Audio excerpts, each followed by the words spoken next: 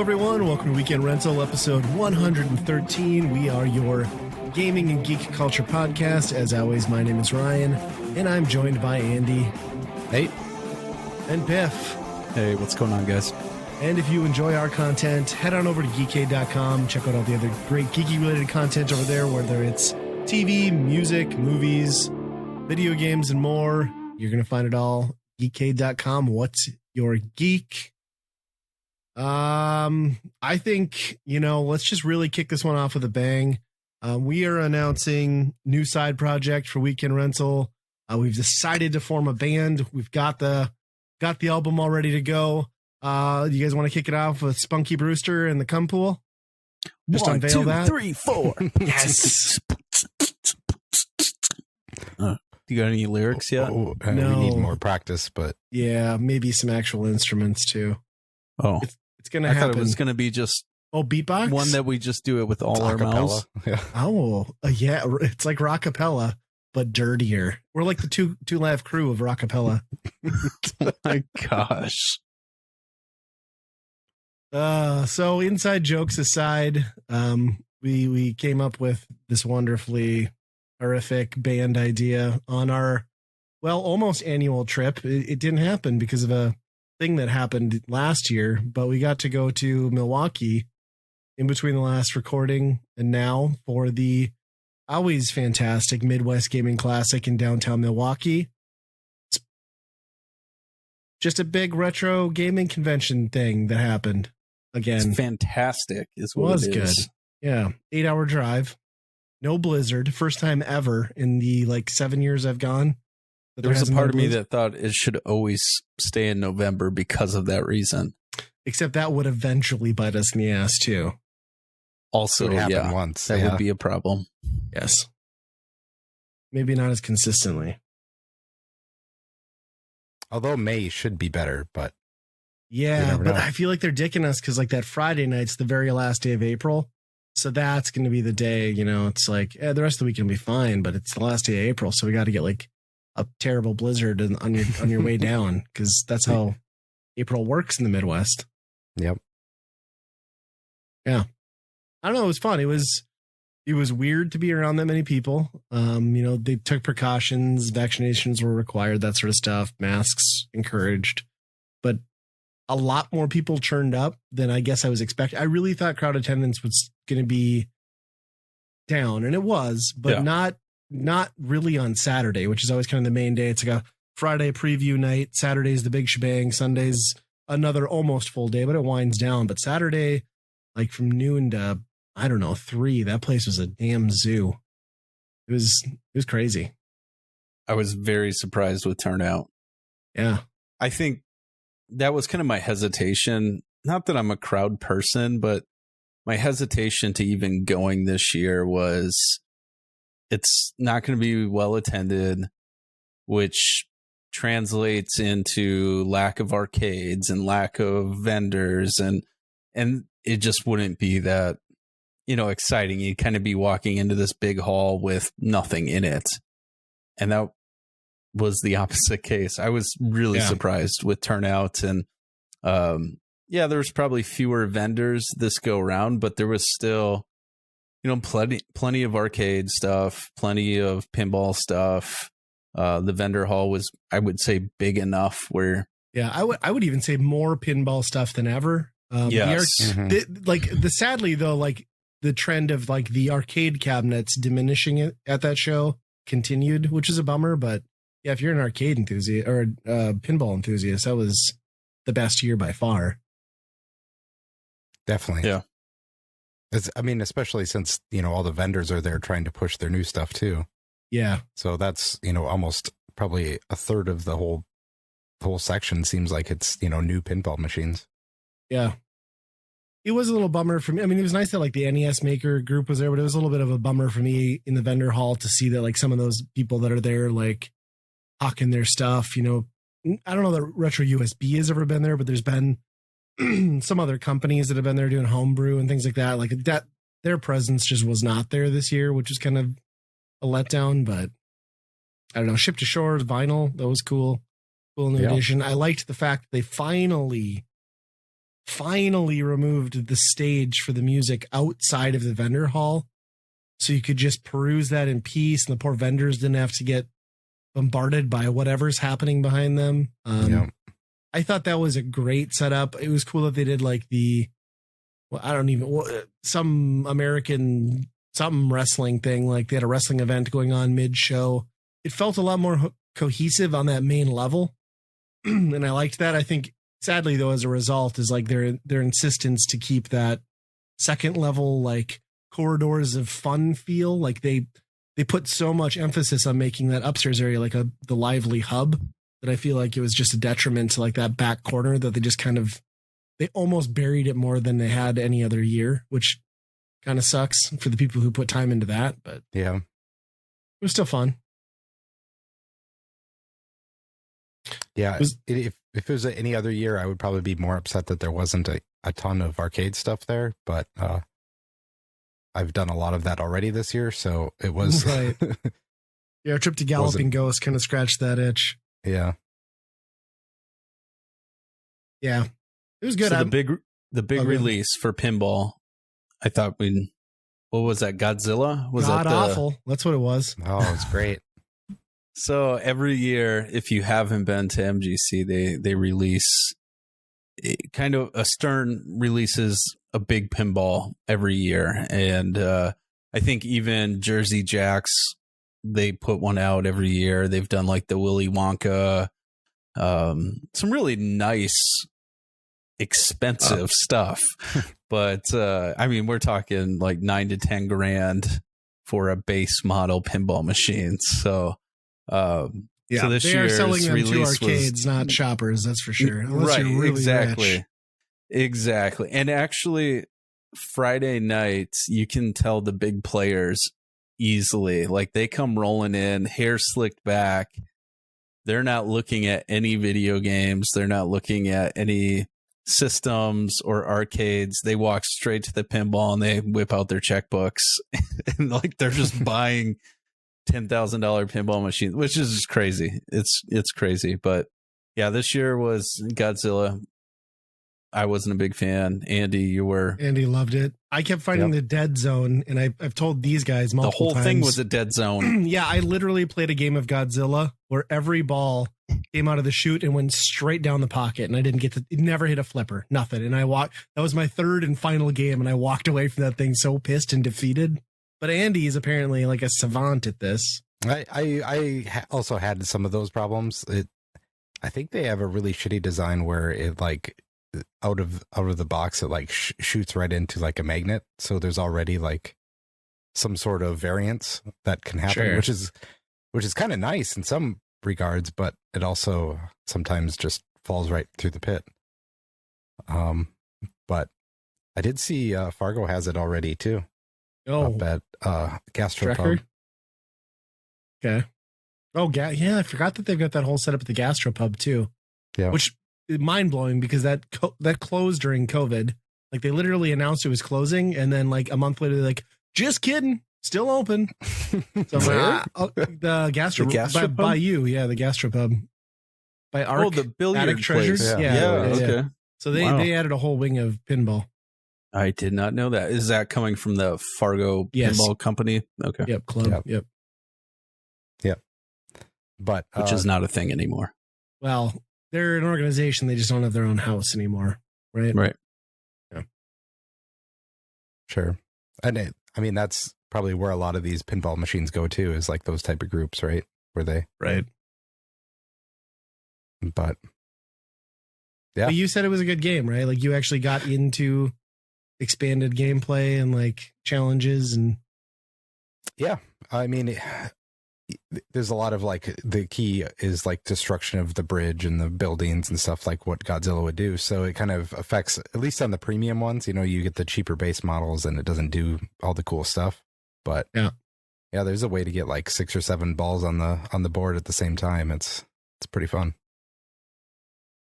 Nice. I think pinball is in that scene. There are some very serious players, like the guys that walk around with their own headphones and they plug them in. Oh, yeah, like they're for real. Like they're good guys. And so us three turds come rolling in, and we get to a pinball, and the guy's like standing next to you, and so you're already sweating like this dude's watching me play, checking out the pinball, and you just want to lean over and be like, just so you know, I don't know what I'm doing. I just like flip both of them at the same time. That's all I can do. And it never fails. Like you said, Ryan, you start a game and it just goes right down the middle. And the first thing I did was just play it up. Like I'd look at the level to make sure like, it's level over there. I don't know what happened. Weird. So Gravity I must not be working today. This is odd. I panicked and didn't know what to do. Yeah. Yeah, it was cool. They had, as always, like since they moved to the convention center, I feel like the emphasis has really been on the new revival, sort of, with those companies. Like American Pinball was new this year, but they've always got the old stuff in, and but they have like 2 or 3 rows, probably 4 rows actually, of like classic pinball, which I actually had a lot more fun at that. I'm a big fan of the golden era pinball, like just old school bells and chimes, where it's more of a game of slowly fighting gravity because the ball isn't intended to stay in the play field. Like that's, I don't know why, but I just love that. It's like a Zen thing for me. I guess I'm a little too like ADD or ADHD for the newer tables or anything past that where there's just like a million options and like, I don't know. So it's cool to play that kind of stuff. Look up at those screens. Like you got to make a choice. I can't do that. And I don't trust it because I feel like, okay, I got to look at the screen for instructions of what I'm going to do next. And then as soon as I do it, fucking shoves the ball down my throat and I just got dicked. That's not good. Then you walk up to like, here's the flow chart for this game. So if you want to go down this quest, there's like 3 different things that you need to hit and go this direction. How do you even get the ball where you want it to go? It's not a thing. Pointed out that logic chart and I was just like, that is a lot. That is a lot for a game with paddles and a metal ball. Like, it was like a goddamn science lesson. Like, yeah. It was cool though. And then, we got to talk about the greatest new addition. The people that make the Killer Queen arcade cabinets had Black Emperor, one of their new projects, and that was a real treat. So kind of just describe it for people. It's got like kind of this, I don't know, fast-paced soundtrack, and then you get this cabinet. Looks like a normal arcade cabinet. It's got a fan though that like blows air at you, which is awesome. I assume it also cools the cabinet. And it's just a simple game where you're a guy on a motorcycle and the screen's always scrolling and you have to stay on the road and not crash into things or fall off the screen, like because it's moving too fast. It's been done 100 million times. But what this game does differently is the controls are at one button, that is your gas, and then to move your character up and down on the playfield, you basically have, I would say, just envision like a hockey puck just turned on its side, and you just like roll that thing up and down. It's about the same size as a hockey puck, and you scroll that up and down, and it doesn't explain anything to you. So the first time you press the button, like you instantly die, and it tells you what a piece of crap you are. But then you find yourself just like sucked into this game where you're just constantly trying to get further and further and see how high of a score you can rack up. And I don't know, that was simplicity at its finest. That was quite the game, and difficult to get time to play because it was hogged one cabinet the whole time. Yeah. I mean, we were lucky that somebody pointed out how to get past a certain part, because I think we would have, I think it's literally impossible to do what we were trying to do. Yeah. It's a carnival game where you think you're like, okay, I memorized the pattern. I'm going to slam on the gas, and that's what's going to happen. And it never worked every time until some guy creepily whispered in my ear. He's like, you want to know a secret? I'm like, no, I'm not interested in what you're going to tell me. You got to tap the button. Just tap it. Okay. Sounds good. I'm pretty sure you're liking that. Tap the button. Tap. Through. Well, I mean, he knew what he was doing because he was. It was probably his high score. He was like, it was probably his cab. Yeah. Oh, high score on that. What was it? 11,000. 11,000. I don't think any of us cracked 6,000. No, no way. I think Andy had the best run out of us all. I don't They were know if all I pretty even bad. cracked 5. I don't even remember. Yeah. That was a really fun game, though. And then we asked how much it cost, and it was $6,000. So I don't think any of us are going to be taking that one home anytime soon. So. No, I wish. It is cool. I wish I had it. How simple something like those fans are. Like, I mean, it blows on you as soon as you hit the gas to make it feel like, hey, you're a motorcycle in the wind, you know? Yeah. But just that feedback that has, it's amazing what kind of that does for a game like that. Yeah, I really liked it. I thought that was really cool. And just like kind of the cryptic, like weird, I don't know if it was even Japanese or if it was just like weird characters they threw on screen at you. It was just very spastic. It was cool. Really cool. We'll probably never see it anywhere again outside of MGC, but you almost wonder if you could make something like that somehow. I mean, it's so simple. Like the controls are simple. And I think that's what's so attractive to it, that you don't have to think about combos or anything. You just got to tap the button. But I wish there was a way that you could take the ROM of some sort and then piracy is what you're talking about. Well, you know what I mean. I think there's probably some finesse in, I was going to say changing analog inputs to a radial, like turn dial, like that's going to be hard to replicate well. And it was really tight controlling too. Like, you could really finesse that thing. Yeah, that was kind of like, you could tell they'd intended that. Like, we're going to make this thing, because think about like an Arkanoid cabinet, right? Like it's well within your grip to like manage that, but they made this so big and unwieldy and so sensitive that it was just like, it was playing at the play. It was definitely a dig at the player to like get them worked up and have them overcorrect and make it really easy to overcorrect. It was pretty smart. That was a cool corner.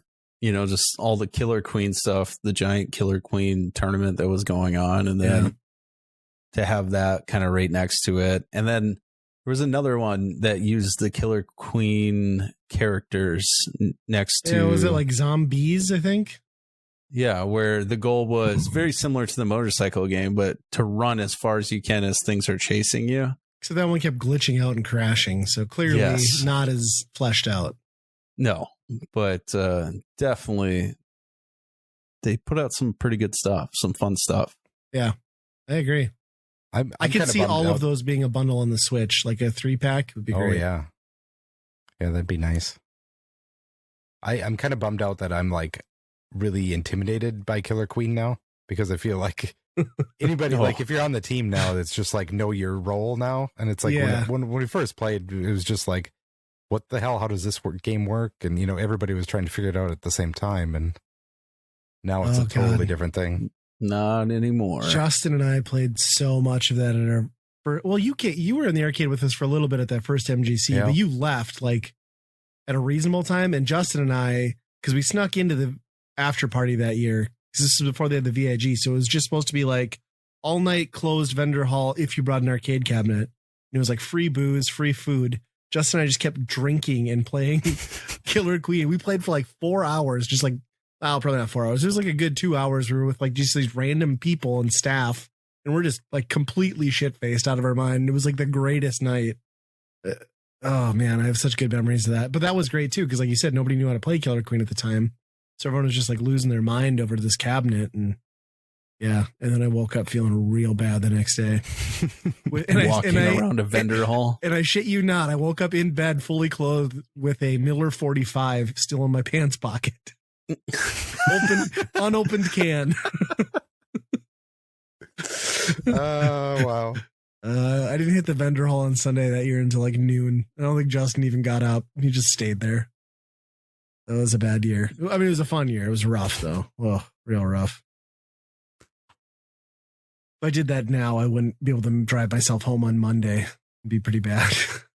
I don't know how you guys lasted that long in the first place before they didn't kick you out, because the questions were coming in and the answers weren't lining up correct even when I was there. And it's like, okay. Yeah.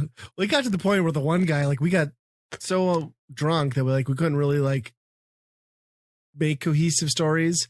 And I basically just like hung Justin out to dry at one point because he's like, the story was at that point he brought our pinball machine. And I was like, oh yeah, which ones did you bring again? He's like, I don't know. I'm like, but they're your pinball machines. And then I just walked away from him and left him talking to the guy. Yeah, they tightened up security drastically. And I'm sure we were not the only ones, but yeah, security drastically tightened up after that year. It was a hell of a party though. It was like all you could eat Jersey Mike subs and big jar of cookies. And that almost has to be to blame the reason why it the arcade shit is just lacking. Half the shit there was broken this year, Yeah. Yeah, that whole back corner too by the Tesla, which I love that we go to a gaming convention where there's like a Tesla display. Like, what a weird corporate tie-in, but that whole back corner that there, lady that was sitting next to that, like the Tesla rep was like, I hate my day. I hate my job. These kids are honking the horns. Everybody's touching stuff. Just stinky BO from gamers. But yeah, that whole back corner there with all those like, I don't know, like Bush League, I guess I'd call them, arcade cabinets that none of them worked right and like had no, like what was that? Like here, we had a 32-inch TV, some Masonite that we spray painted black and then threw a bunch of ROMs on it. Have fun. Don't bring that. What is that? I mean, I can do better than that. I was excited to see Growl there, and then it was like the screen the contrast was up to so 100 and what's the right brightness? 1,000%. Okay. That's what we want. Yeah. Yeah, it was good. Like, I will say, like, we talked about it a little bit too. I think I was disappointed. I've been disappointed since they moved the arcade museum to the new convention center, but this year I was really disappointed because they didn't even have like the sheets that explained what the consoles were or the game you were playing on it, like why it was significant, why it was rare, what year it came out. And I'd imagine a lot of that came down to staffing struggles. I know we were talking to our friends, or I was talking to our friends, the guys, Games and Beer, and I was talking to Retro Rob, and he was saying how they really ended up helping out a bunch this year because they just couldn't get volunteers and people to help for MGC, so they were hauling cabinets and scrambling to get stuff in. So I think that probably was why that happened, but still sucks. Like I'd like to see that punched up a notch because like everything that's there is great. I just want to see it like kicked up to the next level, but I don't know. Minor complaint. It's the only place you'll ever go and play a Bandai, or not a Bandai, but like Apple Pippin and like some of that weird stuff, and that Brazil only console from like '97 that's cartridge based, and it's cool. And I spent way too long trying to figure out that in Hotel Mario that you had to close the doors and not open them. But that's not a very good game, is it? No. Yeah, the CDI. Where are you going to play another one of those? Nowhere. That's where. MGC. But I got Hotel Mario, so I'm all set for the day that I find a CDI. So, the vendor prices, the vendors were scary. It was pandemic prices. It's weird because I feel like low to mid range was better than I was anticipating, but if anything got to the 100 on up price range, it was like, holy crap. And then there was a couple of those vendors that are there every year where everything they had already was like insane anyway. Yeah. But those people were just, I don't know. What were they like? I'm going to go to eBay. Here's the highest listing. I'm going to go 100 above that. Like those people didn't stuff move was anything. crazy. No, it was nuts. I do want to point out that Wada was there.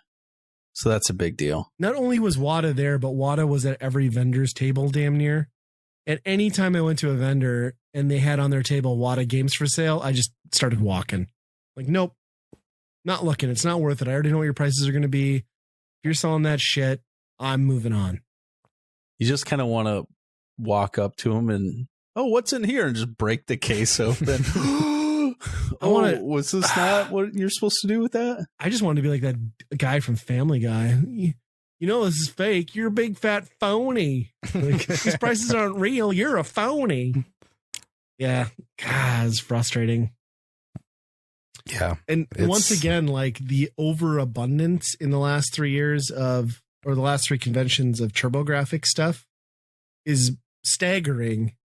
It's just that the prices now were like double from the last time I saw them. And it was the same shit. You know that those guys sat on that stuff for 2 years. Yeah.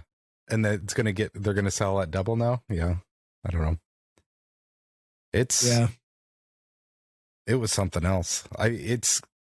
You look at everybody's posts on Twitter and everything, like, here's my haul and everything. And it was like, here's 5 games that I bought, It's just like, that's not a good sign. If the average person there is buying 2 or 3, 5 games, like, I don't know.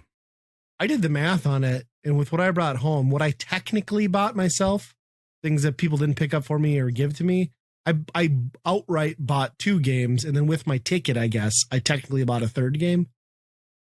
Wow. Yeah. That's unbelievable. Because I was like the guy who was coming home with like, I don't know how we're going to fit it all in the trunk sort of stuff. Yeah. I used to have totes come home. And yes. I maybe and then we would shop off your totes before we even got back home. Yeah. It's crazy. Yeah. Yes. Definitely different. Yes. And speaking of that, I passed up some Jaguar stuff that I know I would have regretted. And then Andy was nice enough to go back and buy the things for me and have them in the hotel room when I got home. So when you got home, or when I got back to the hotel room to make that sweet when I got home, he had it for me. So that was cool. So you saved me. You probably saved yourself from me like complaining for the next 4 years that I didn't buy that thing. Yeah. So, well, I definitely told Biff that we had to rub it in your face that like really make you like, you should have picked those up. I know. We kept saying it through lunch. I'm like, no, I'm not going to be upset about it. I'm not gonna, and I wouldn't have been there, but I would have been as soon as I got home. Yeah. So, yeah.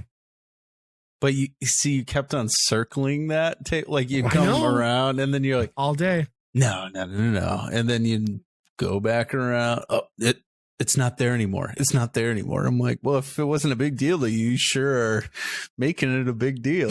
And then I found it again at another vendor's table or last minute. Yeah. Yes. Yeah. And then I got a couple games from Brandon too. He hooked me up with Panzer Dragoon Orta for the original Xbox, and then Copy of Snood on the Game Boy Advance, which greatest game ever. Maybe not the Game Boy version, but it's still pretty good. So, ugliest, awesome. You said, or creepiest, or the best. Okay. Sorry. Nobody likes that game but me on this podcast. I don't get it. And then speaking of Brandon, he dropped like down payment on a mortgage on a couple of games, which is kind of amazing. I think we're all just like dumbfounded and jealous, also sick to our stomachs that he did that. So yeah. So for our listeners, our buddy Brandon, NES games. Yeah, he's basically over the last couple of years, he's like fallen into a couple of really great deals to get his NES collection, licensed NES collection, near complete. And he happened to be selling at the Midwest Gaming Classic. And before the vendor hall even opened to the public Friday night, he had worked out a deal and he picked up Little Samson. And then I don't even know the name of it, whatever Flintstone game that was Dinosaur Peak. Surprise at Dinosaur Peak. The best or the Blockbuster exclusive one. So yeah. Those are big. Those are heavy hitters.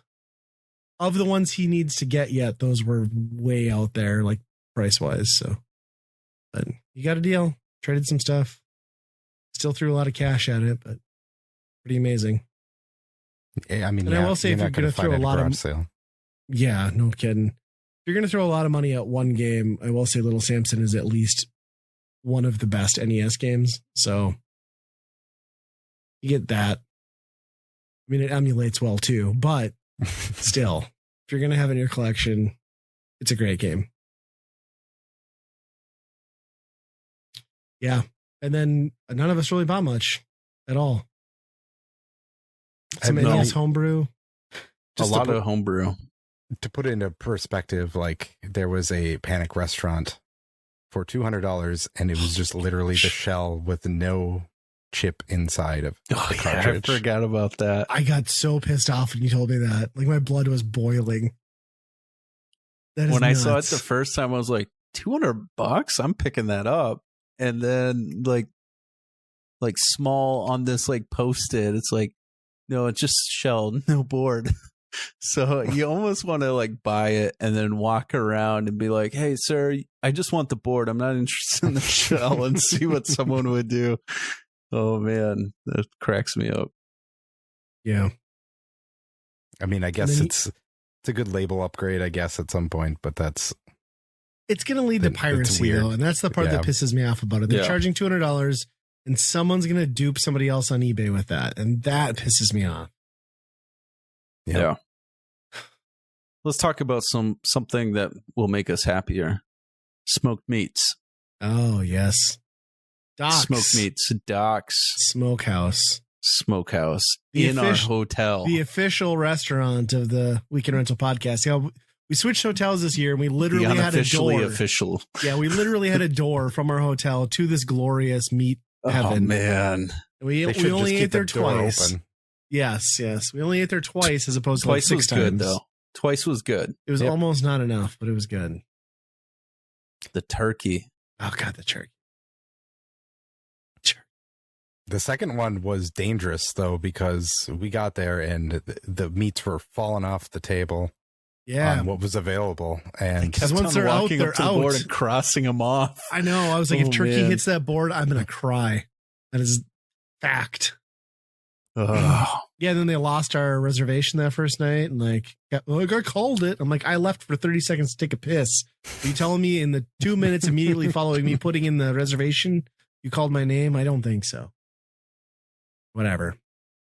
Then our poor waitress dropped like, she was clearing a table and dropped a bunch of stuff everywhere and broke things and made them. But then I was thinking about this because when she explained to us that she like apologized and then explained like that was her biggest fear. I was like, that can't possibly be it. Like if you're in a restaurant, your biggest fear is dropping plates of hot food onto people. Like that's got to be the bigger fear, right? Like breaking a couple of dishes, who cares? That's my take. I don't know. I wonder what the biggest fear of that other waiter we had at the other. Oh, remembering humans? To speak. Yes, his fear is humans. So we just because we never explore really when we're at Midwest Gaming Classic, but we took a more laid back approach this year. So we decided, hey, let's take a stroll. Let's just find like a restaurant, brewery that's in the walking vicinity. So we go a few blocks. We go to this brewery and we get this waiter who comes over after like, I don't know, what would you say, 20 minutes of us sitting there? Yeah, at least. And then like he just can't like put anything together. Like you're asking questions about beers and like, well, he's 15 or 16, so of course I don't expect an answer. But then I loved when he came out. He's like, "You guys ready to order some food now?" It's like, I don't know why I said food twice. I'm like, don't call out the thing that don't call out the thing that you said being weird. Like, let it get any less weird. It was the worst. That poor kid. He dropped off our food, never bothered to come back, see if we needed anything else, how things were going. Cleared our table. Food. Brought. I swear it took him 10-15 minutes to bring back like receipts for paying, which wasn't. I mean, we weren't in a hurry, but yeah, that was not. Got it all mixed up. Like it was. I paid for Andy's drink. Yeah, he paid for mine. I bought his sandwich. I don't know. Well, then, it was a mess. I'm still scratching my head too. Like I've never been to a restaurant where they sell you fish tacos, but then the side with it is like French fries. Like everybody puts tortilla chips with. Like you don't mix Mexican and American. Come on, what are we doing? Yeah, I think we should have gone to the Irish pub. I watched John Riggs' video and they ate at that Irish pub that we passed. It smelled so good. I think we messed up. Good in there. Yeah, I think that next time. Yeah, bangers next and mash. Year. We should have gone. Yes. Yeah, it's like that's the weird part too, right? We're 6 months away. Yeah, from the next one, and we know a better hotel to go to this time because we had a much bigger room. We got hot breakfast. We got valet parking. We got hit with secondhand weed smoke daily. It was great. Oh my gosh. There was some haze going on. I have never been in a public street and just been hit so bluntly with the amount of like recreational weed. Like it was bad. Like I'm pretty sure we all got like a contact high from that. Like just blatantly. There was a moment that Andy and I walked by this SUV and smoke was rolling out the window. Like when the door opened, you're like, oh my goodness, is Snoop Dogg in there? Well, what's going on? And there's cops on every corner down there too. But like they don't care. Because there's no recreational in Wisconsin, I don't think, is there? I don't think so. It's probably decriminalized and all that, but yeah, still, it was pretty nuts. Yeah, so I guess we'll get to see if we do it all again in a few months. So it was good. It was a more chill vibe. I liked it. I had a good time. Yeah, we're having a good time since we were kind of on the fence about it. So yeah, and Wisconsin, we've discovered, is like the capital for highway neglect and animal cruelty, because they just they don't clear the carcasses off their highways. So we've made a game of it, and you know we literally, I mean, with where we were at in the state, we were basically almost driving border to border. So in Wisconsin, we counted 21 deer dead on the highway just in our stretch home. That doesn't include all the fox and raccoon and random stuff that were killed trying to feed on the carcasses after, because they were everywhere too. Then we got to Minnesota. We literally passed from one end of Minnesota to the next, getting back to Fargo, and there was one deer, the entire state. So either there's a shit ton of deer or nobody cleans them up. And I'm going to go with nobody cleans them up in Wisconsin is how it appeared. I would say that's accurate, because, I mean, we weren't even counting what was in the opposite lane. Right. So it was just, it's pretty bad. It was various states of decay. Like you could tell some of those puppies had been there for a while. Yeah. I think the highway scraper found a better job in this job market. Like, I really think they just wait till winter and then push them off to the side with the plows. Somebody needs to open a dog food factory in Wisconsin and just like get their meat straight off the highway. Like that's, oh my gosh, upcycle that stuff. We have zero overhead. We just go out there and pick them up. Because that's what Wisconsin people sound like, apparently. Yep, exactly. Nailed it. Yeah, it was fun. I'm gonna fit this in just because I was thinking about it. I didn't have it on the agenda, but I got to show you guys this amazing thing I got in the mail today. So I had ordered a game through Strictly Limited a while back, and it was that Bubble Bobble game, right? Well, they delayed it forever because they were going to do updates to it. Well, updates happened after they did their thing was like, we were going to delay shipping it. So it became available retail well before they shipped theirs. And the reason was, well, we want the complete version, all the patches, all the blah, blah, blah. Well, they sold that, and then more stuff happened to Bubble Bobble after the fact, right? So they sent out an email to everybody who bought it, and we're like, hey, you can get this upgrade route. Like, we'll offer it to you first. $15, since you already bought the original.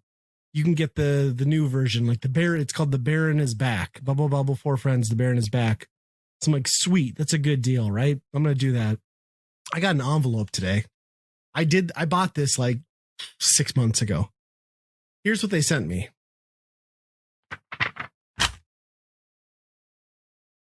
It's literally That's it. New insert art for the box for the Switch game, and they threw a loose Switch game in like what appears to be an SD card case. Oh gosh. And they mailed it to me. What the fuck is that? You can't That's even get nice. like a blank Switch case, really? Right, because I was like, oh, good, I'll take this one and sell my other one, recoup the cost. Well, I guess I still could, but I'm going to get a lot less for a loose game. That's not good. Did they just look at like limited run and they're like, how can we be shittier to our customers than limited run is? Oh, I know. Yeah. So I paid for a new version of the game, and all I got was like not even well done, cheap cover art to put in my case for the old version in a loose game. Like it's so stupid. So don't buy from Strictly Limited would be my recommendation. Mm-hmm. They're also terrible at shipping games, just like Limited Run is. Delays and delays. Yeah, I think there's like still some people that haven't got their Scott Pilgrim stuff yet, which is crazy. Hands in the air right here. Yep. Yeah, that's nuts. Yeah, I actually saw somebody who got a letter or a notice on Twitter that theirs was being canceled. They couldn't fulfill the version that she bought. Like, oops, sorry. So I'm waiting for that too. Yeah. I think Nate just came a little, or Biff. Niff. How's that Forza? It's good. I love it. Andy loves it more than I do because you play Forza a lot more than I do, but I like it. It's good. Yeah, I mean, it's almost identical to the last one. But it's in Mexico? Yeah. Exactly. So since it's in Mexico, it's really hard to not think of this as like the cartel or some sort of drug event. Smuggler's Run sort of deal. Yeah, exactly. I mean, it's like, oh, we're putting on this fake music festival. Meanwhile, cars are just like destroying the countryside, ruining everybody's crops and fences and all this stuff. And nobody. I feel like you're the only one that has taken it there. But I mean, it's true because like nobody has a problem with it. It's just like, oh yeah, this is what it is. And there's no cops around. There's no nothing. It's just like, no, we're just all going to smile and wave and be like, yeah, yep, this is how it goes. I wish there were cops in Forza. I think that'd be kind of fun. Yeah. Although then it's now Grand Theft Auto. I mean, Need for Speed. It can be done. Yeah. Be fun. Yep. The open world in this is, I would say a lot better than like the last one, which was just like Northern Britain or something. I don't know. But the last one had seasons that changed. So like winter and all that. Yeah. I've heard that complaint from people too. Yeah, I doubt. I mean, now I think it just switched seasons now. And so it's like rainy and storm. There's cool storms and stuff like that. But it's not quite snow and all that. But right. You don't get the autumn effect or anything. Yeah. But yeah, definitely, it's one of those things where you're just like, yeah, one more wheel spin. I'm just like, you're developing a gambling problem for sure in that game if you play it too much. But anybody get to the surprise Halo Infinite multiplayer launch this week or no? Yeah. No. Me either. My boss he found an Xbox One randomly at Target in town last Friday, and he fired the Halo stuff up yesterday. He was telling me about 2 days ago, and he said that's pretty good. Because it looks and plays like Halo. Sounds like there's more like mobility option upgrades, like there's power slides and like grapples and like ledge climbing, which sounds good. I mean, it sounds like they're bringing some of the more modern elements like from Call of Duty in. So sure. I still have not tried it myself either. He did mention that it's just King of the Hill and Slayer right now. Like they've kind of declared it's like an open beta, not actually like live, but sure. 3 weeks ahead of your game, it's pretty much live at that point, right? Mm-hmm. Yeah, I wonder how much like what the crossover will be for that. Yeah, the diehard Halo people. I wonder how many of those are really into skins and stuff like that. Yeah, because that seems like what that game will. I mean, it's going to be a battle pass, right? I would imagine. They'll do it, and I've heard complaints that it's not great. I have a weird time with that with Halo because like I played 2. Like 2 was big on Xbox Live in the early days, but like online multiplayer with Halo never clicked with me the way that the campaigns did, or couch co-op, or couch multiplayer. So like I'll dabble, but like it's not my thing, right? So I don't get too excited that it's out. Like I want the campaign. Yeah. And that's kind of where I'm at it too. However, like Halo, for whatever reason, just like the campaign and the story always seemed kind of nonsense to me. I mean, there's little bits and pieces of it are interesting, but the rest of it's just like, yeah, it seems like it's a overly architected like RPG or something like that.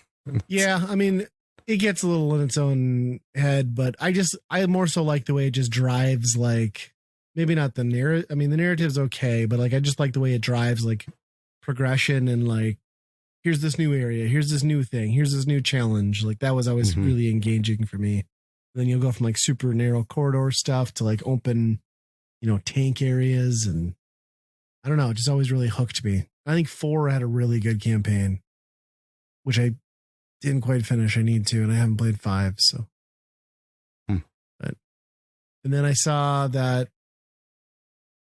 Game Pass is going live right now, or this month yet, for xCloud is live on console. So on Xbox One and Series consoles, you can now do the xCloud directly from the console. So you can actually play some Xbox Series exclusive games on your Xbox One now and don't need the hardware. So that's pretty cool.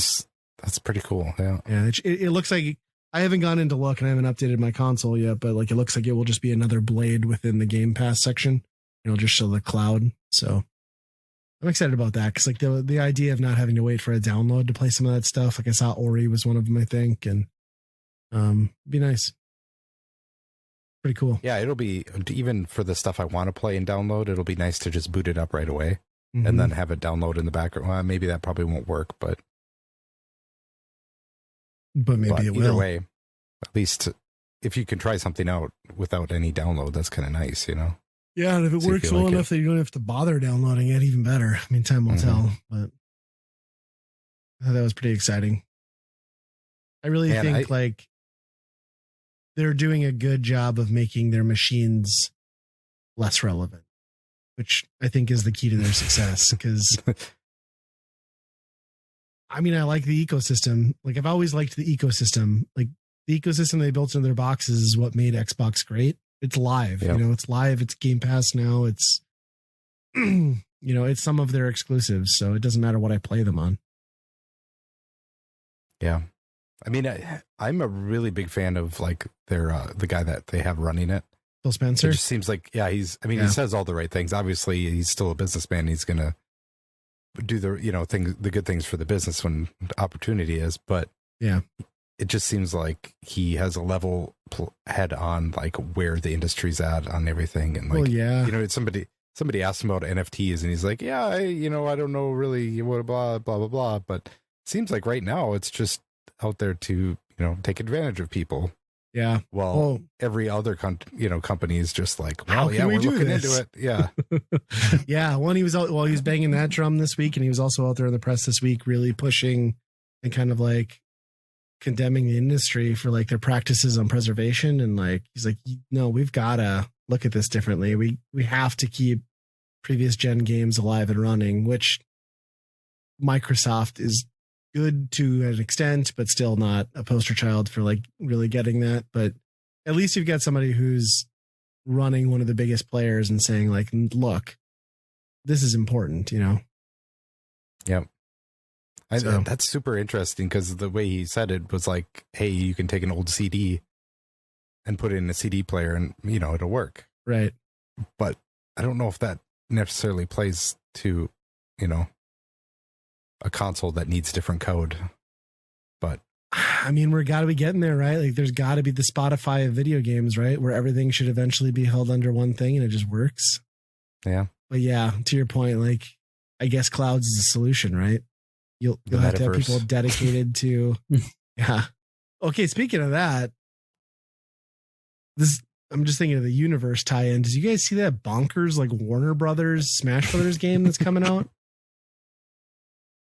It's like free to play, and it's like Shaggy like punching Batman and like all sorts of just bizarre characters that make no sense together in a game. Yeah, it actually looks pretty good. I hate the art style. Well, I like the backgrounds and the platform. I don't like the way that like the characters look hand drawn, like cell shaded art on the screen. But yeah, I mean, for a free to play game, kind of trippy. There was they kind of go into how the 2 versus 2 stuff works, and that looks really interesting because it's like you use your moves together. Yeah, rebound, fast travel, buff. Yeah, right. Yeah, and it's like that could be super interesting in like a Smash Brothers clone. And I was just thinking that's gonna suck ass with randos online. Like I was just like, that's gonna be horrible. But yeah, if you had a couple people who knew what they were doing, probably would be a lot of fun. Yeah. And the Bugs Bunny thing, like I can have Batman dick punch Bugs Bunny. Like what are we playing here? Yeah. And I like how the company, like, did you watch the presentation with the guy from the company, like, unveiling it? And he's just like, at blah, blah, blah studios, this is our very first game. I'm like, ooh. Oh, yeah. First game, huh? Like, I don't know about that. Don't brag that part up. But, yeah, that kind of came out of nowhere. It's free to play, so obviously they're going to go heavy into new characters, I would imagine, which costumes, seems yeah. like, yeah. I don't know. That could turn into a whole balancing problem that Smash has sometimes, but yeah. Yeah, that just kind of came out of nowhere, I thought. Yeah. No Mortal Kombat in there, though. That was weird. It'll get there. That'll be the DLC. Speaking out of nowhere, did anybody else like me forget that the Zelda Game & Watch came out last week? Mm-hmm. I totally forgot. I had a coworker remind me on the Friday that it launched. I was like, shit. So then I went on Best Buy's website. They didn't have any locally, and then I just drove over to a Target on my 15-minute break, and they had like 150 of them in a case. So grabbed a couple. So they didn't learn their lesson on the previous one? Apparently not. Wow. So I got it. It's cool. I mean, it's a nice nostalgia trip. I'd say like the main reason to get that one is probably just to play Link's Awakening. You know, I mean, what's the price on that one? Is it the same? $50, yeah. They did a nice touch though, where they learned their lesson a little bit from last time, in that this thing's more of a shelf display piece than anything. So in this one, you slide it out, and the inner box is decorative. It's all black with a gold Triforce on one side, and you can fold out on the back like a cardboard kick out, like picture frame sort of thing. So you could just display it when it's with its own internal packaging. So, I mean, I don't know who's going to do that, but I thought it was a nice touch. Completely forgot about it, but should be able to pick one up. Oh, for the next year at least, I'm sure. So, yeah, I bought two because I was like, well, I bought two of the other stupid ones. So here we go again. It was neat. And that's kind of what I did. I was like, neat. And then they're literally sitting here in a pile in the same Target bag I bought them in. So, oh my gosh, that's where they'll be until I buy a 3D printed stand off of Etsy for displaying the one I opened, and then there we go. I'm a sucker. Do you think there's another one worthy of it? Good question. I mean, I would have said Metroid, but that ship sailed. But that doesn't make any sense because they never had. They didn't make one, Game did they? & Watch, yeah. No, I don't. Have to be a Donkey Kong, I don't think right? so. Donkey King, yeah. Yeah, I suppose Donkey Kong, but Or just Ball. well, they did that with Mario. Ball's Is it on the there? Mario one. Yeah, it's just a Mario okay. head swap. And this one's got like a whatever mole whacker, whack-a-mole thing, but Zelda or Link's face is on the character instead of Mr. Game & Watch.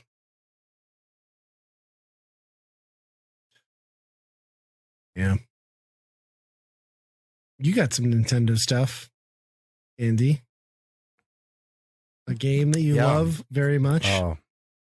Big fan of this series. Yeah. This it was my son's birthday today. So he's been asking for the new Mario Party game basically ever since he saw it.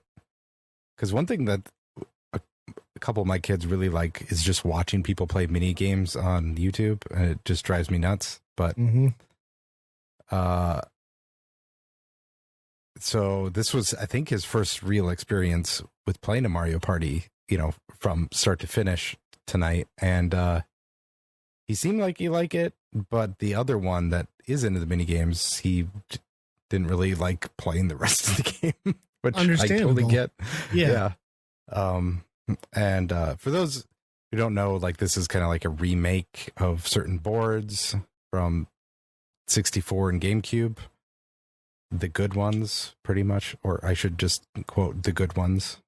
It's a sliding scale.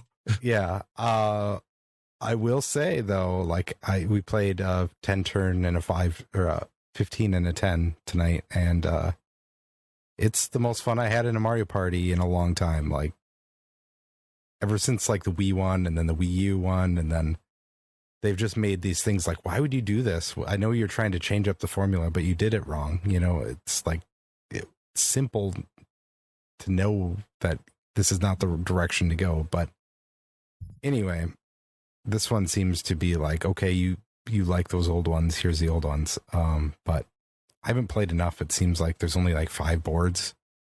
Yeah. Which seems weird. They can have DLC, you think? Maybe, but hopefully it's free. Well, yeah. You know, that just seems like it's. I think there's like 100 games or more in there. I don't know if there's any new ones or if it's just old stuff, but there are some ones on there where they're like, hey, avoid using your palm to rotate the stick. It says in big warning letters. We will not be shipping gloves. Oh, wow. Yeah, that's that one.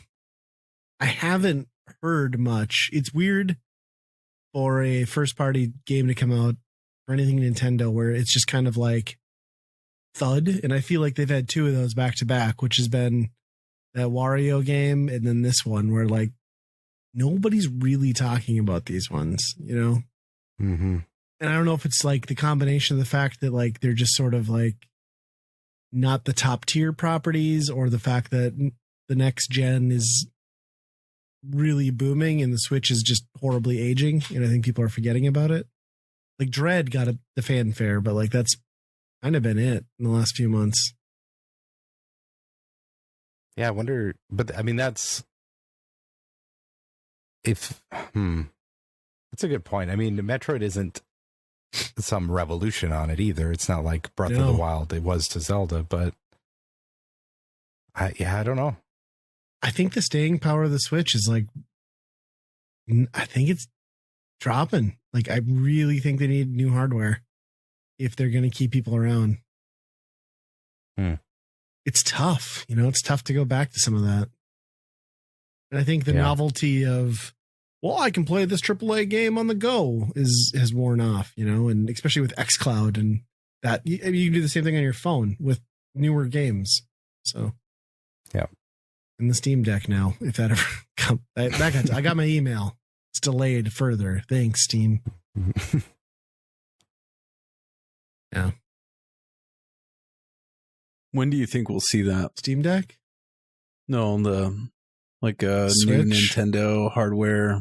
I think if they don't at least announce that they've got something coming by the next holiday season. Oh, well, they announced that they have hardware coming out in 20XX. Oh. That was their statement. And it's new hardware? New hardware in 20XX. I mean, couldn't they have done like 202X? Yeah, why the 2X's? How about just 1X? That feels better to me. 22X. Yeah. It's going to be another OLED widescreen Switch. I don't even know what I want from them. The Switch U. I don't think they know what they can do. I know I don't want Joy-Con at all. And I would really like them to just sell a portable version of their hardware and a non-portable version. Please. Or sell a portable version and then sell an app that runs on my Xbox. Yeah. I don't know. They just need cut the gimmicks. Tired of the years of gimmicks, and let's just make a system. Just make a system. Pro controller. Just fall in line with Xbox, PlayStation. Yeah. That's what people want. I mean, at this point, I don't think that's true. People like not that. That's kind of been their whole thing, right? I don't like the gimmick stuff, though. You love gimmicks. Motion controls, the portability doesn't matter to me at all. Well, I mean, I don't know if that's a gimmick. They just got rid of the Game Boy, so this is like. I actually think they've gone closer to that way. I mean, since they've done the Switch Lite, they've pretty much had to get rid of a lot of the motion and all the other cool stuff that are in the Joy-Cons. because you Air can't quotes detach cool, them. please. Yeah, Yeah, I sure. was like, hold on a second. The coolest part about the Joy-Con was that guy pretending he felt ice rolling in his hand during the launch trailer for the Switch, and that's been about it. How many balls are in your hand? Yeah, did you ever Feels play like that marble two. game? No, because I'm two not buying balls. 1-2 Switch because it's like it should be free, not $45 or whatever it was when it came out. It will blow your mind for about 20 seconds and be like, wow, that's cool. I wonder how they're doing that. And then be like, I don't think anybody's ever going to use this. And sure enough, they didn't.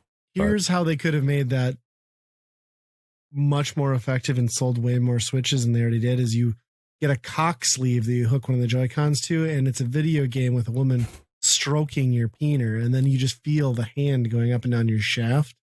Or there's a female version too, where it's not a sleeve, it's an insert. That would have been a hit.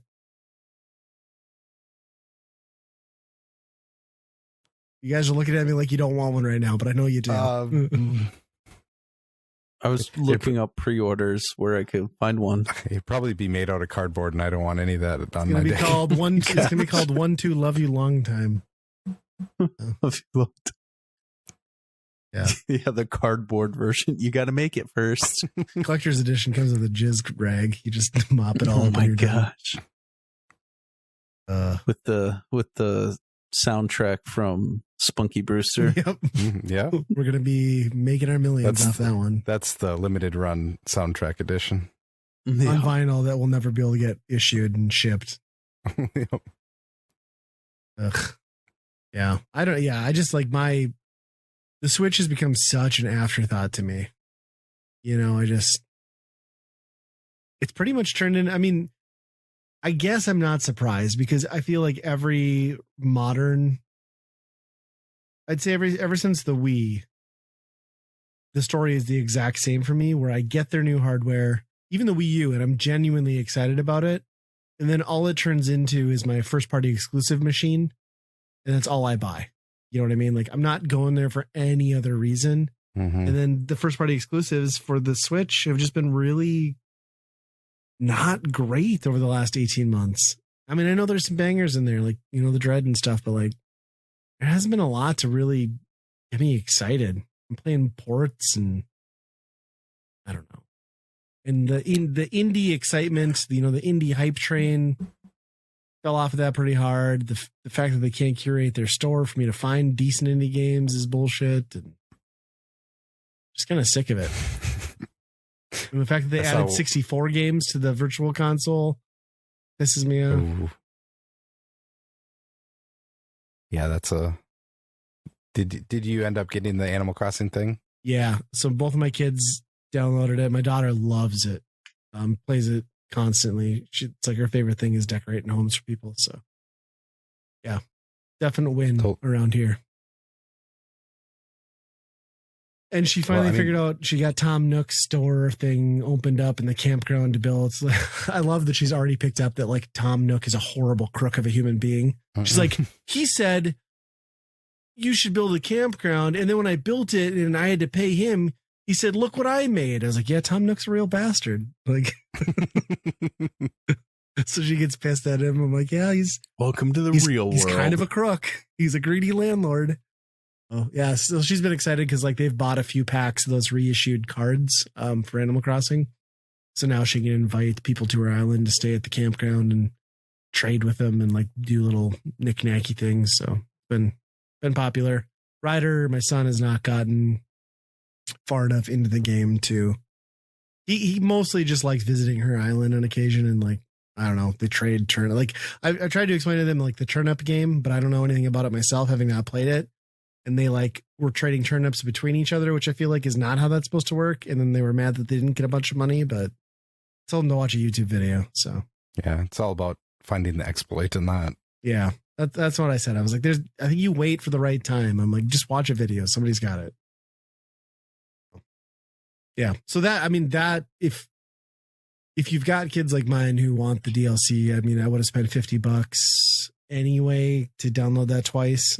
So it nets out. You're not out.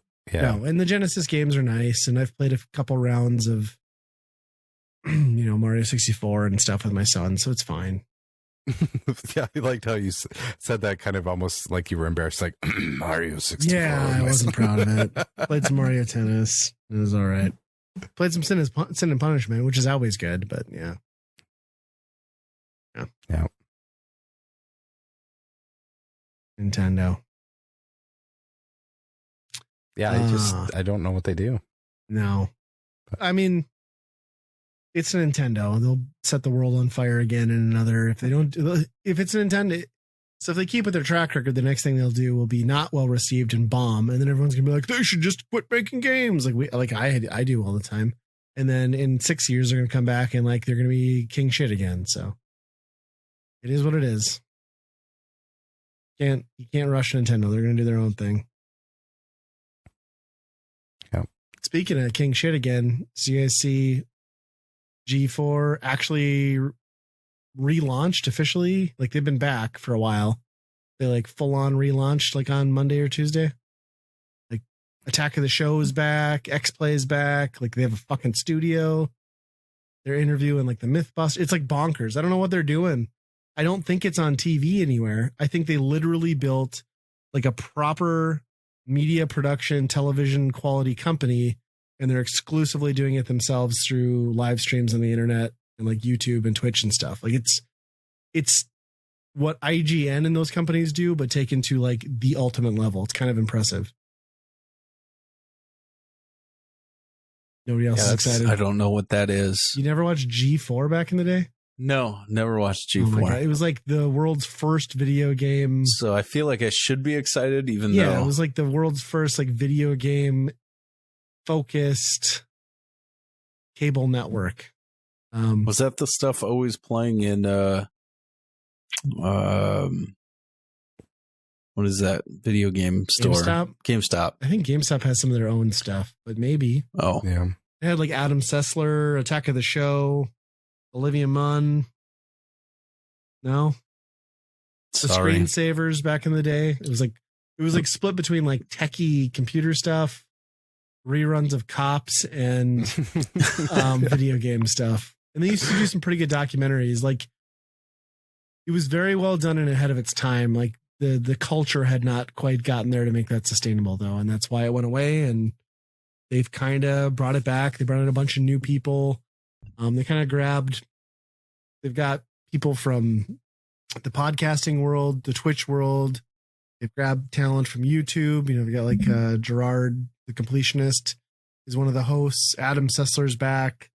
The one dude from Attack of the Show is back. They brought in like somebody from like who's that guy who was always on the Beast cast that's like the wrestler?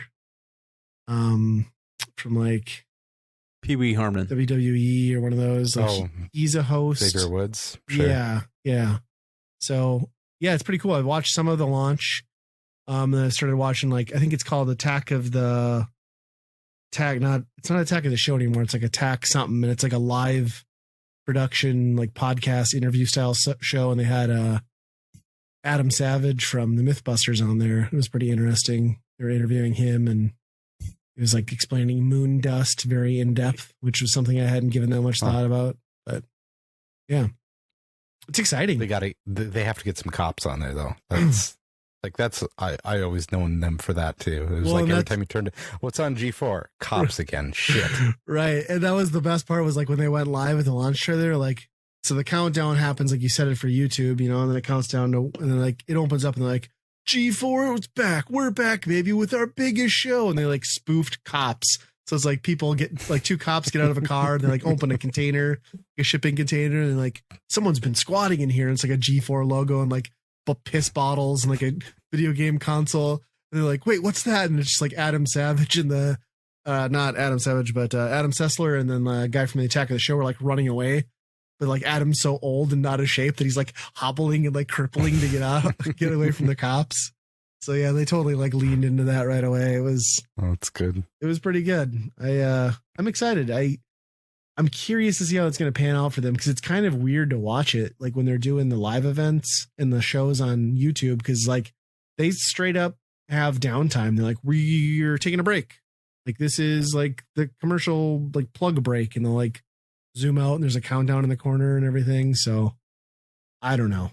I'm just excited to see Let's Play or X Play back, and like I'm excited to see where it goes. I don't know how much of it I'll get into, but what I've seen so far, I liked what they were doing prior to the official relaunch, and this seems like a big step up. So, like TV studio sets and everything.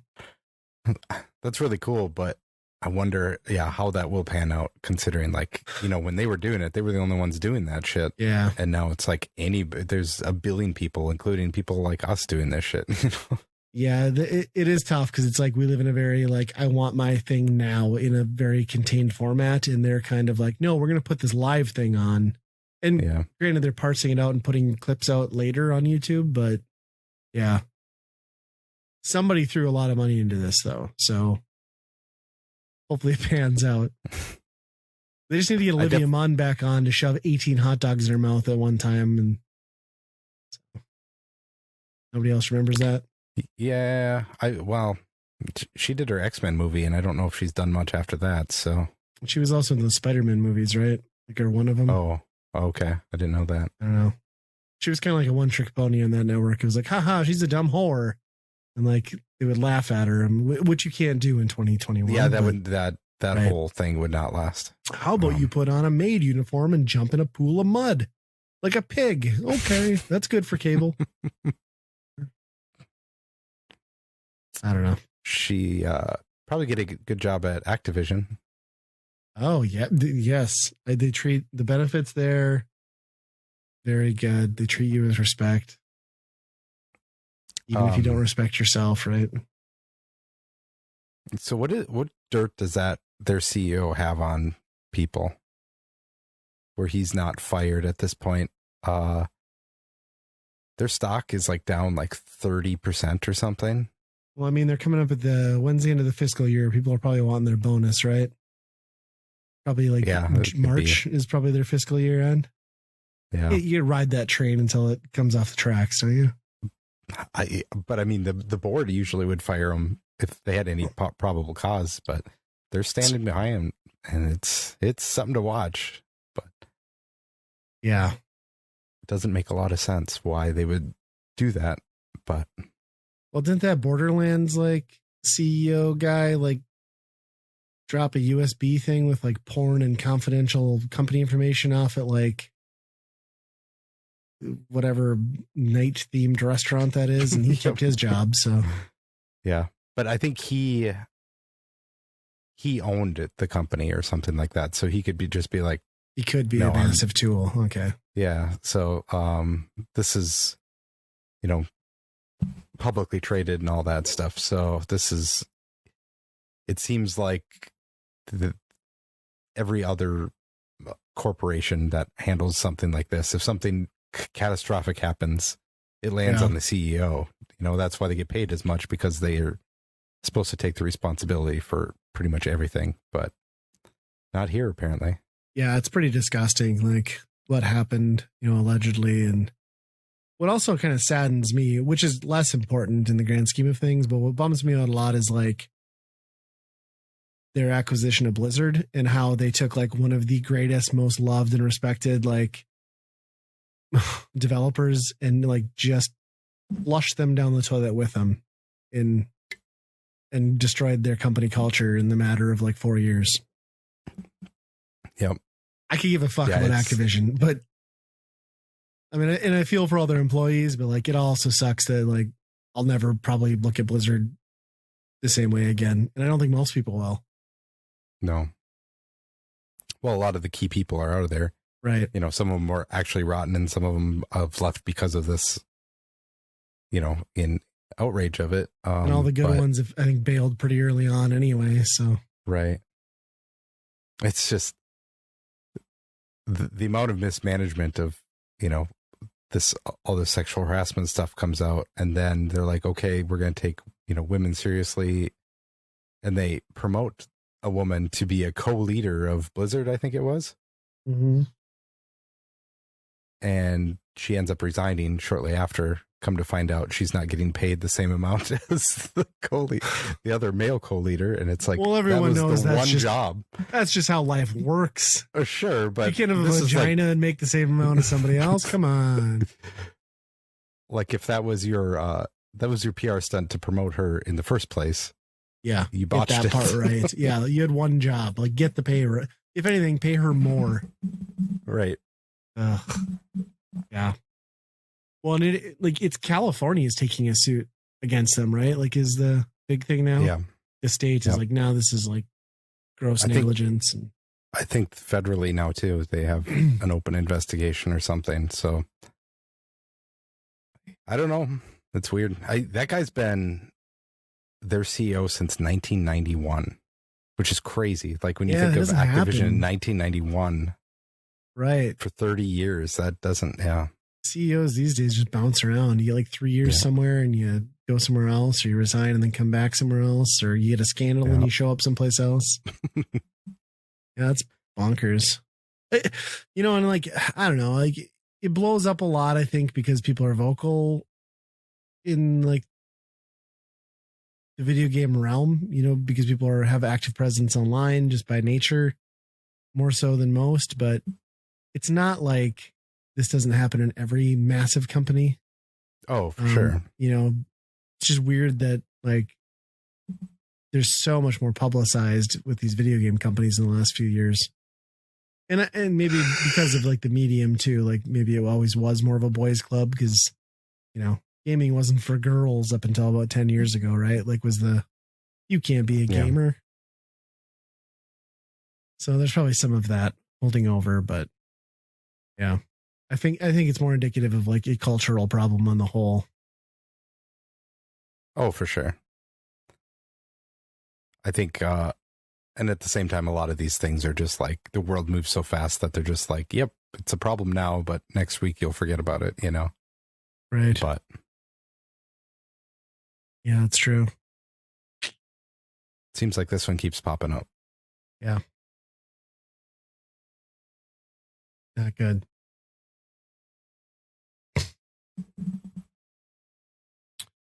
Biff, did you want to tackle your topic? I'll tackle it. My topic for tonight is, what was it? I don't even remember now. It was, according to the notes, it was Puffin Peter. Yes. So this is a video game I've been playing on the Virtual Boy. That sounds scary on the Virtual Boy. Yeah. Well, at least it's you don't a platformer. At least you can pretend you're doing something else than what you're actually doing with your eyes. And Keep the controller in your lap, facing forward. Yeah. Yeah, it's a platformer. It's pretty good. I feel like it should have like a whatever bit rendition the Virtual Boy is cover of Red Light or Roxanne. Roxanne. What is that thing? No, we're talking about is Virtual Boy 16, 30? Does it even use bits? Anybody know?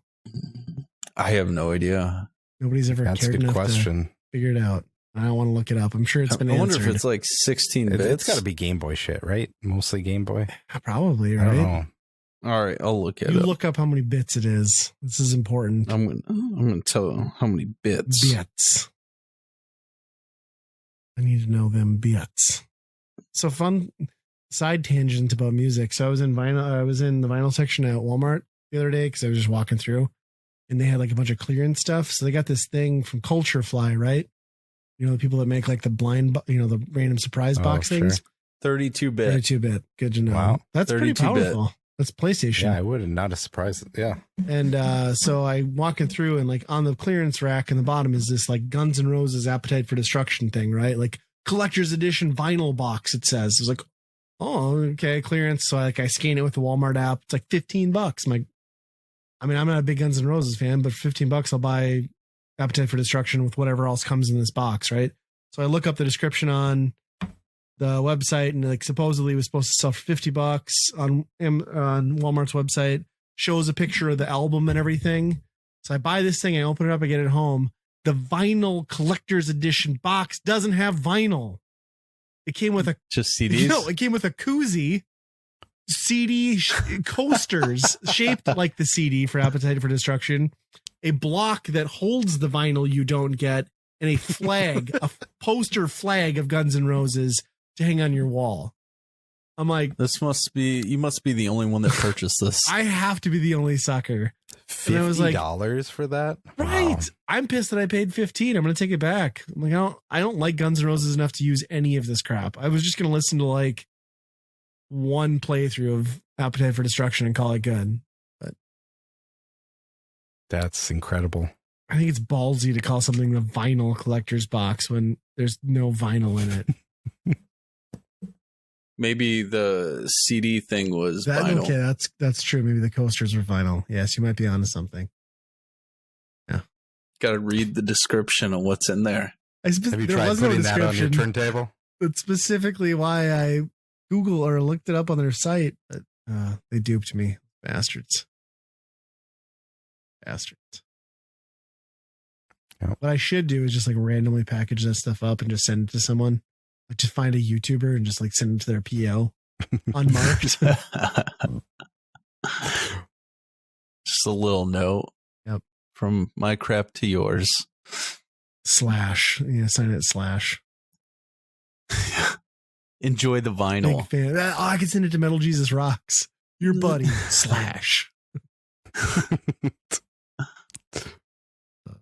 yeah.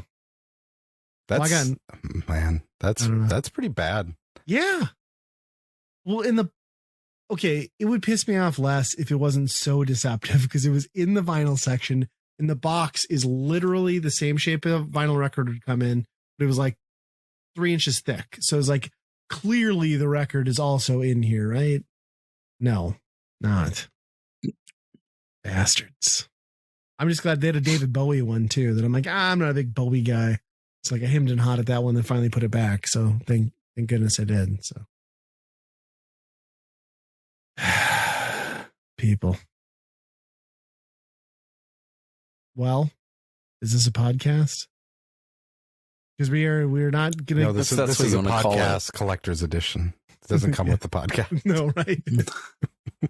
It's just podcast not included. Just 3 middle-aged old men like breathing in and out. So we are not going to wrap up our great Smash extravaganza. We're going to let tempers cool. Just go down, and we're going to come back to that. There's some technical errors, technical difficulties that we got to tighten up and study hard enough so he doesn't feel prepared is what's happening. I got to spend some more time smashing. Oh, yes. Yep. So since you have more time, next time, you have to tell me the exact Fire Emblem game. Where the song comes from. Is there more than one? Oh, there's like dozens. Oh my gosh. Well, outro. Let's ship it. Let's ship this one. Send us an email. Do we have any emails to share? Good question. Let me check. I did not look this week. I'm gonna go with no. Coming out of MGC, I'm guessing we got a few emails of pictures with fans. Nothing. Jonathan Davis from Wisdom wanted to make sure we got his last email because he still thinks we'd be a great top mentor for the Wisdom app. So there's that. Yeah. Well, thank you for reaching out. Really appreciate that. So keep on sending those emails. love Thanks, to Jonathan. read those. Appreciate it. Yeah, thank you, Jonathan. Big fan of the show. I know he is. You can send those emails to weekendrentalpodcast@gmail.com. Make sure you're following us on all of our social media, on Twitter, on Facebook, on Wisdom, on the YouTubes. Wisdom app. Coming to you soon. On the Wisdom We'll be a top app. mentor on there any day now. Yes. Yes, and you can find all things Weekend Rental at weekendpodcast.com. And as always, be kind. Rewind. Spunky Brewster.